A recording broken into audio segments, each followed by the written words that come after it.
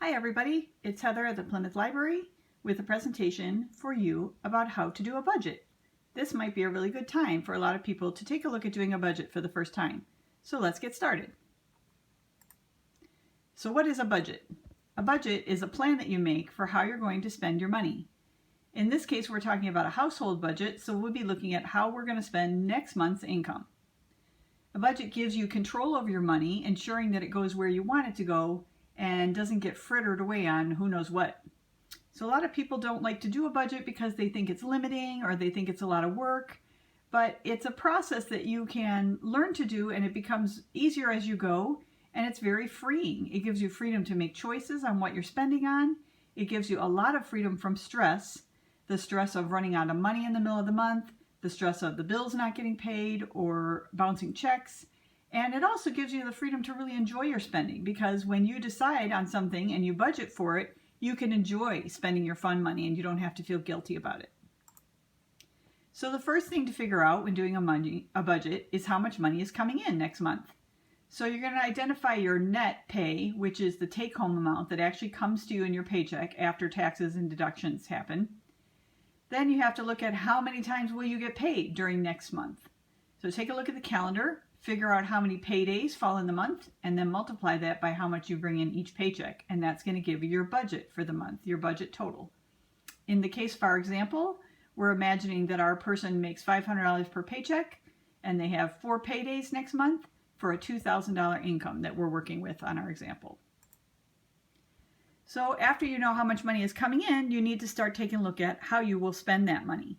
For most people, there are standard categories that include savings, housing, utilities, car expenses, food, and that sort of thing.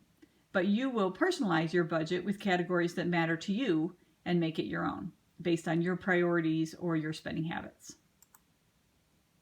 So no matter how you prefer to spend or save your money, every dollar coming in next month, we're going to earmark in advance, every dollar. So again, deciding where your money will go helps you make sure your bills get paid on time.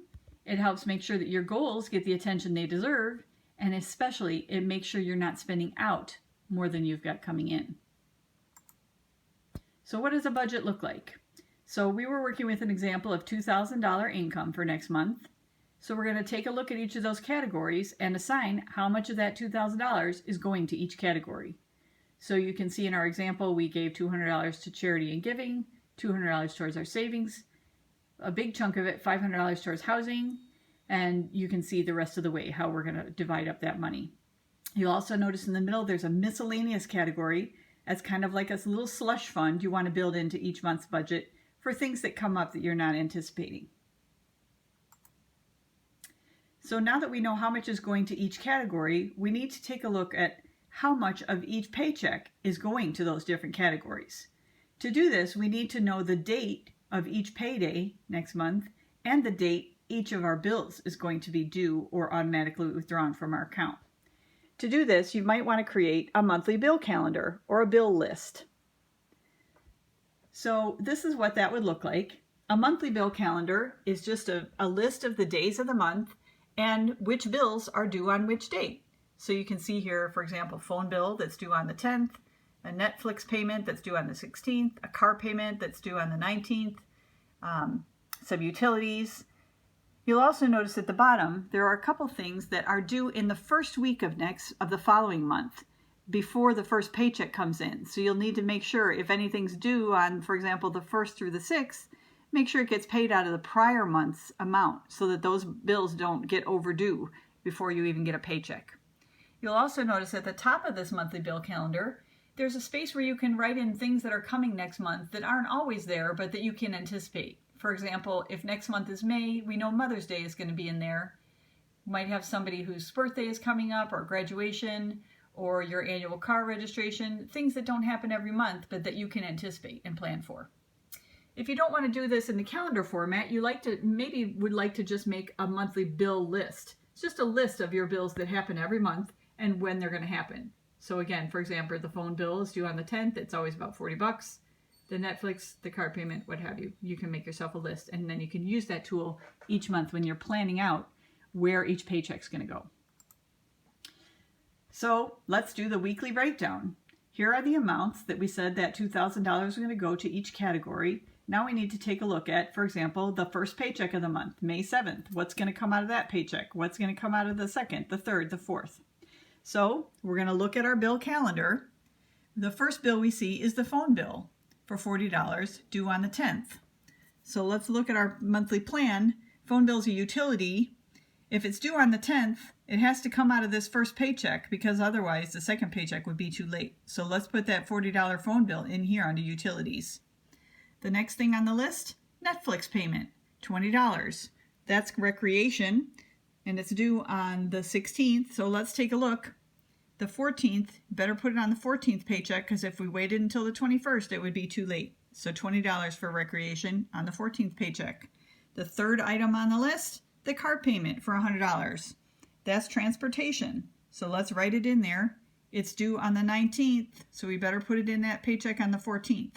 So we're going to keep going like that with all the different bills and put them in where they have to get paid. You'll notice here the rent payment is not due till the first of the next month, but it's $500, and if we put a $500 amount there, it would take up that whole paycheck and it wouldn't allow us money that we need for other things. So we're going to have to break up that rent payment into 2 paychecks. Even if we only send the check on the 28th, we're going to have that money in the account so that when we send the check, we're covered. So once you get all those bills filled in, then you can take a look at what else you have to work with. So for example, our transportation category was $200. Well, $100 of that was for the car payment, but we've got another $100 to spend. Well, that's for gasoline. So you can go through and you can put money on each week for gasoline so that now your transportation category is going to total up to $200. And you're going to continue to go through that way. You had personal care of $50. Well, 20 of that was for your gym membership, but maybe another 30 of it is going to be to get your hair cut. So now you're adding up to the amount that you gave to that category. So we're going to continue doing that. And what we need to make sure is that when we total each of those columns, they always add up to what was coming in for that week. So each column should total up to what you knew the paycheck was going to be for that week.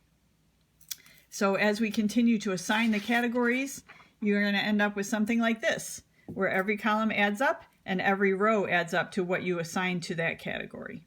Okay?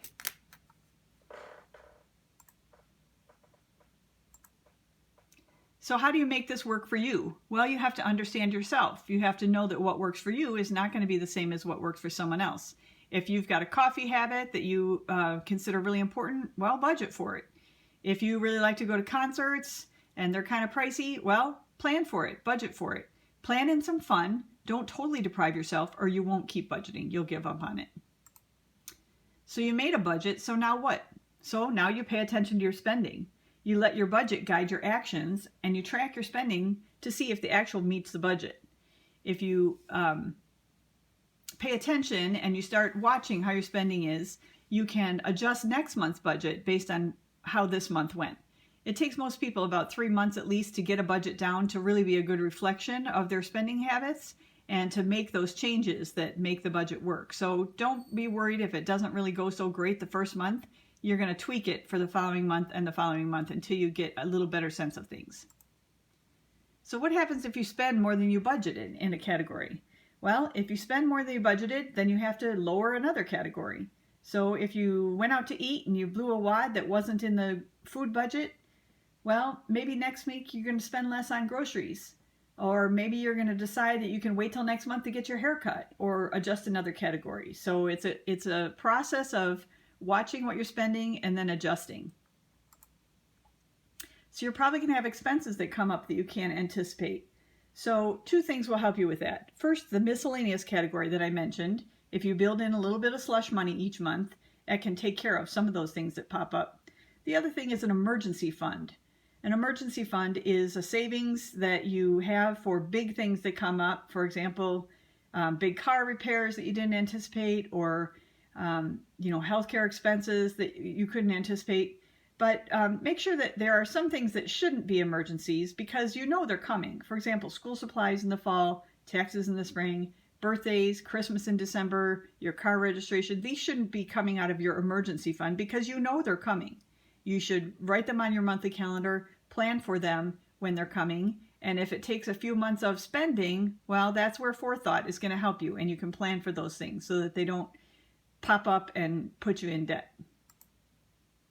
So what if your income varies from month to month? Well, base your budget on the lowest monthly income that you're likely to have. And then if you make more than that, you can use a list of priorities that you are going to put extra money to. That could be paying off debts or building up your savings account or what have you. But if you base your budget on the lowest amount you're likely to earn, then you won't end up in trouble. So I hope this presentation was helpful to you. If you'd like to use the forms that I showed, the monthly calendar and the budget and weekly plan, here are the websites that you can download those forms from so that you can customize them to your own budget. Just print one out for yourself each month and you can work on that. If you're not a paper and pen kind of person and you'd like to do your budgeting online, there are a lot of apps out there you can use, great budgeting tools. You might want to check out one of these, and they all have tutorials on there that will walk you through how to use them. So I wish you happy budgeting and great financial health.